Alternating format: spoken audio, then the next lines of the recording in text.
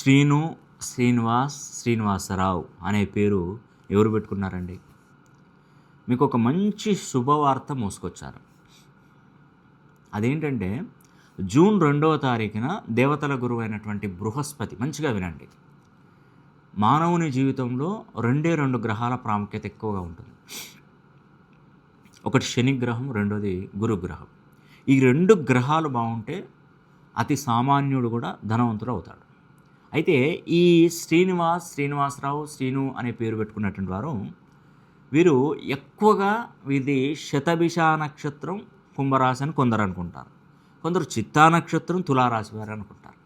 అయితే వాస్తవానికి ఏంటంటే ఈ గురుగ్రహం అనేటువంటి గ్రహము ఈ ఎస్ అనే అక్షరం మీద అద్భుతమైనటువంటి ప్రయోజనాన్ని తీసుకురాబోతుంది. మీరు ఏ రాశిలో పుట్టినా పర్లేదు, ఏ నక్షత్రంలో పుట్టినా పర్వాలేదు.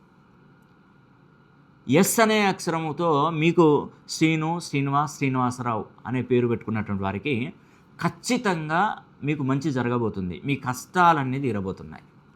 మిమ్మల్ని ఏడిపించిన వాళ్ళు, అవహేళన చేసిన వాళ్ళు, మిమ్మల్ని చులకనగా మాట్లాడినటువంటి వారికి మీరు సరైన రీతిలో తగు సమాధానం చెప్పబోతున్నారు. నిజమండి, నేనేదో ఆషామాషిగా చెప్పిన విషయం కాదు.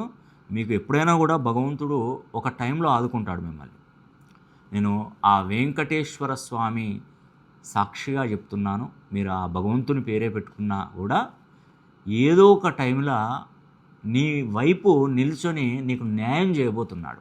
ఆ టైం రానే వచ్చేసింది. జూన్ 2వ తారీఖు తర్వాత నుండి మీ జీవితంలో మార్పు జరగబోతుందని నేను చాలా వీడియోలు చేశాను. కాబట్టి ఆ జూన్ 2 కూడా కంప్లీట్ అయిపోయింది. ఈరోజు జూన్ 6. మరి గుర్తుపెట్టుకోండి. మరి ఈ జూన్ 6 నుండి, అనగా మామూలుగా నేను ఏం చెప్తున్నానంటే కొద్ది రోజులలోనే మనకు శని త్రయోదశి వస్తుంది. అంటే జూన్ 13వ తారీఖున శని త్రయోదశి ఉంది. ఆ రోజు ఒక్కరోజు మీరు శని హోమం జరిపించుకోండి. మీ పేరు, గోత్రనామాలు పంపిస్తే మీ శని పటాపంచలైపోతుంది.